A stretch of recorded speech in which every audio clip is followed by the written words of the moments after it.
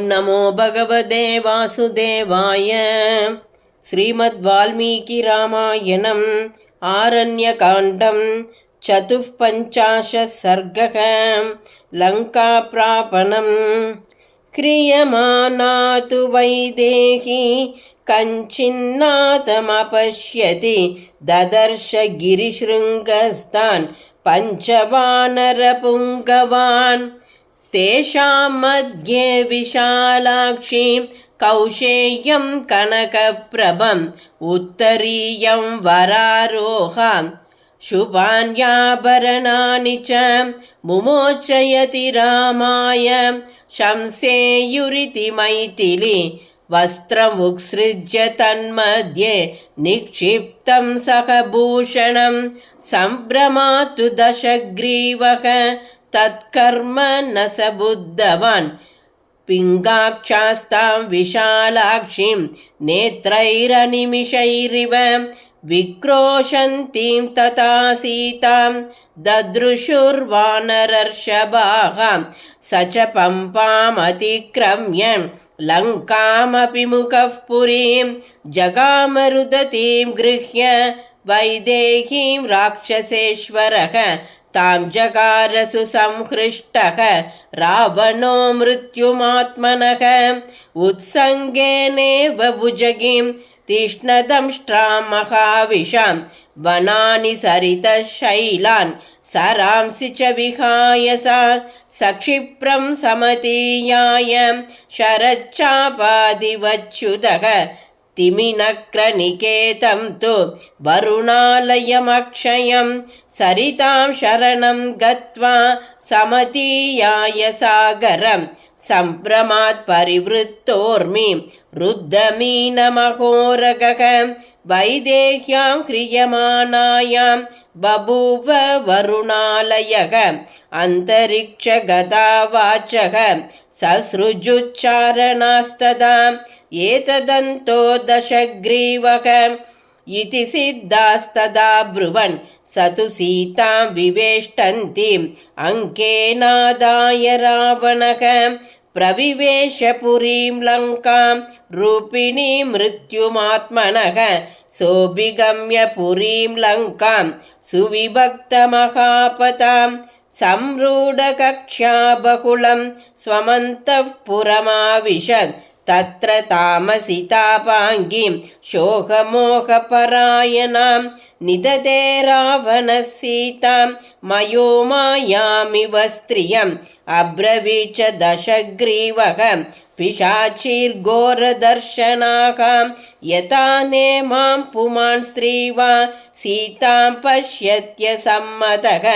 मुक्तामणिसुवर्णानि वस्त्राण्याभरणानि च यद्यदिच्छेत् तथैवास्याः देयं मच्छन्ततो यथा। या च वक्ष्यति वैदेहीं वचनं किञ्चिदप्रियम् अज्ञानात् यदि वा ज्ञानान् न तस्या जीवितं प्रियम्। तदुक्त्वा राक्षसीस्तास्तु राक्षसेन्द्रप्रतापवान् निष्क्रम्यान्तःपुरात् तस्मात् किं कृत्यमिति चिन्तयन् ददर्शाष्टौ महावीर्यान् राक्षसान् पिशिताशनान्। सा तान् दृष्ट्वा महावीर्यः भरतानेन मोहितः उवाचैतानितं वाक्यं प्रशस्य बलवीर्यतः। नानाप्रकरणाक्षिप्रम् इतो गच्छद सत्वराः जनस्थानं हतस्थानं भूतपूर्वं करालयं तत्रोष्यतां जनस्थाने शून्ये निहतराक्षसे पौरुषं बलमाश्रित्य त्रासमुत्सृज्य दूरतः।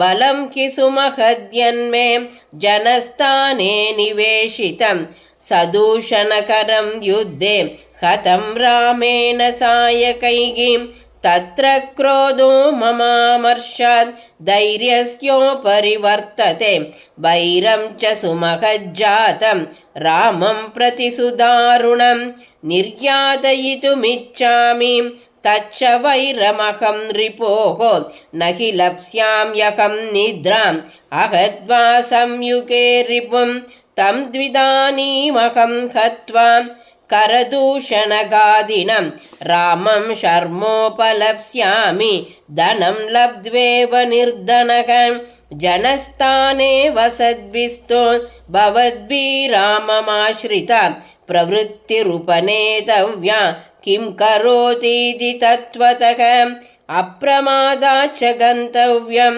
सर्वैरपि निशाचरैः कर्तव्यच्च सदा यत्नः राघवस्य वधं प्रति युष्माकं च बलज्ञोऽहं बहुशो रणमूर्धनि अधश्चास्मिन् जनस्थाने मया यूयं नियोजिताः ततः प्रियं वाक्यमुपेत्य राक्षसाः महार्तमष्टावभिवाद्य रावणं विहाय लङ्कां सहिता प्रतस्थिरे यतो जनस्थानमलक्ष्य दर्शनाः ततस्तु सीतामुपलभ्य रावणः सुसम्प्रहृष्टः परिगृह्य मैथिलीं प्रसज्य रामेण च वैरमुत्तमं बभूव मोहान्मुदितः स रावणः।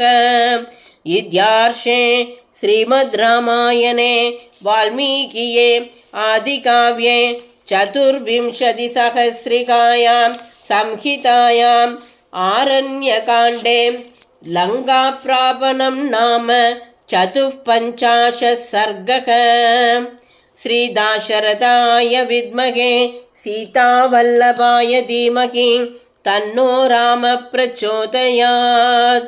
जानकीकान्तस्मरणं जय जय राम राम।